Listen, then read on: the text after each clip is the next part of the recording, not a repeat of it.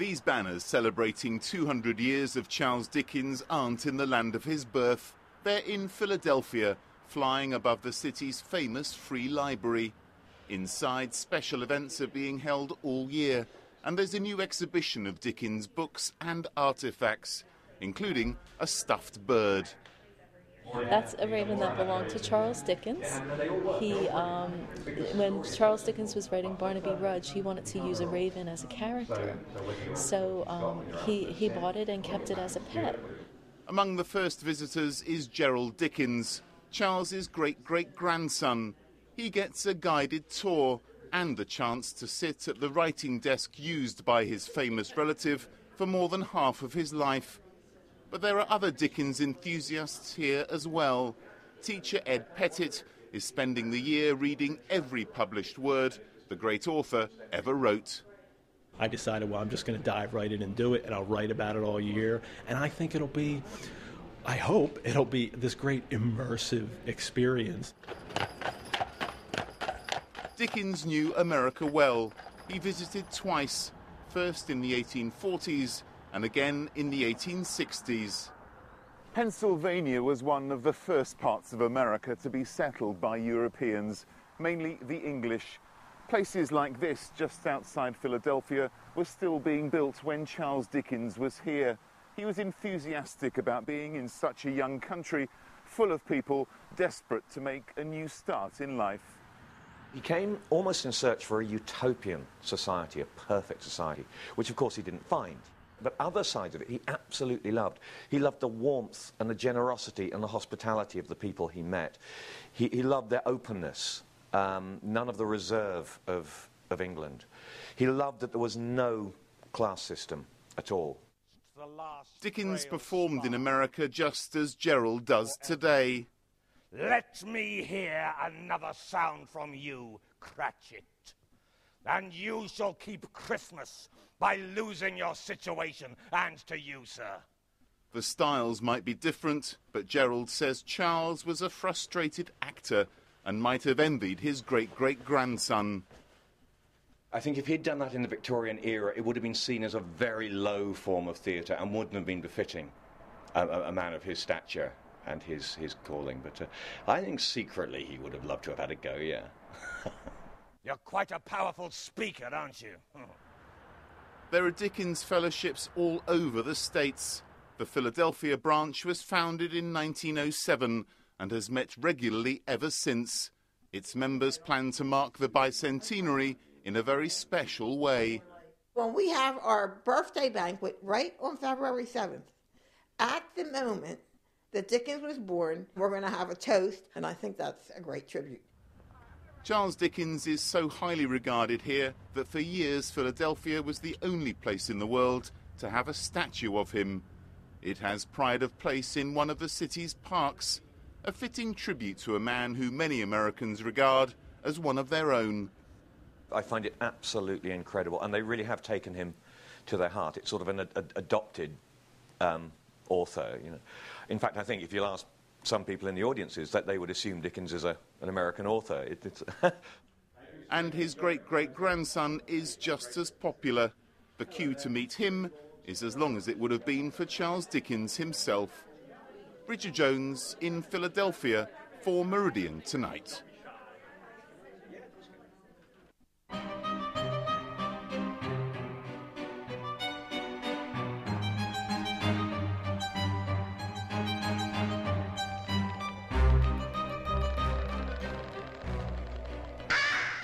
His stories have been turned into some of the best-known films ever made.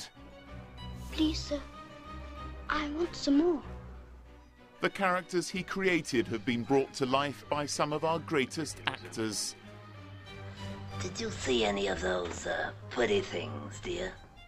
Charles Dickens was, and is, a literary phenomenon. He just wrote rattling good, entertaining stories with great characters. I've eat your pie. It was fun, it was entertaining, and as long as people love being entertained and love having stories told to them, he will be just as popular as ever. He was born in this house in Portsmouth on February the 7th, 1812, but the story really began just down the road. Still standing, and now the Groundlings Theatre, This was once the beneficial school near the dockyard. 200 years ago, it was the venue for a ball, and Charles's parents were among the guests. While the dancing was going on, his mother, Elizabeth, went into labour. As far as we know, that a carriage was called and they met them outside, and basically they were then taken back by horse and carriage to the birthplace that night, and he was born several hours later. Dickens wasn't in Portsmouth for long. He was 3 when the family moved to London, but it's still a place of pilgrimage for Dickens enthusiasts from all over the world. They'll be gathering here in the summer for their annual conference. I think there's about 10 people coming from New Zealand, from Japan, from Buenos Aires. We've got applications in to come to that conference from every continent. A visit to his birthplace will be top of their agenda, but they're lucky to be able to see it at all. The house has survived against the odds. This whole area was heavily bombed during the Second World War, and then in the 1970s, this entire street was threatened with demolition to make way for the building of the M275 motorway. Campaigners fought to get the route changed, and the house was saved. The motorway was built at the bottom of the garden. He came back to Portsmouth on a number of occasions. Once he tried to find this, the house he was born in, but he failed. On another, he came to do some research for the only book he wrote, which featured scenes set in Portsmouth. Dickens wrote Nicholas Nickleby, and he came back to Portsmouth to do some research for it. And you'd have to have endured a 7.5-hour drive on the stagecoach to get here, just to look at a brief 2-week period that's written in the novel, where he describes the old theatre that stood in the High Street, the hard lodging houses. Portsmouth is marking that link by placing the original manuscript of Nicholas Nickleby, on loan from the British Museum, at the centre of a new exhibition about the city's most famous son. It's one of many special events taking place this year. Community groups are using the anniversary as a way of exploring Portsmouth's history. The members of this club have made a film about their memories, and they've compared the Portsmouth of now with the city Charles Dickens knew. There's still a lot of poverty, but it is a better place. The kiddies don't run around with no shoes on and no overcoats. Young David Copperfield. There will also be performances of his plays. This version of David Copperfield opens at the King's Theatre on the anniversary of his birth. And on the night before, there'll be a recreation of the ball during which his mother went into labour and his remarkable story began. Richard Jones for Meridian Tonight.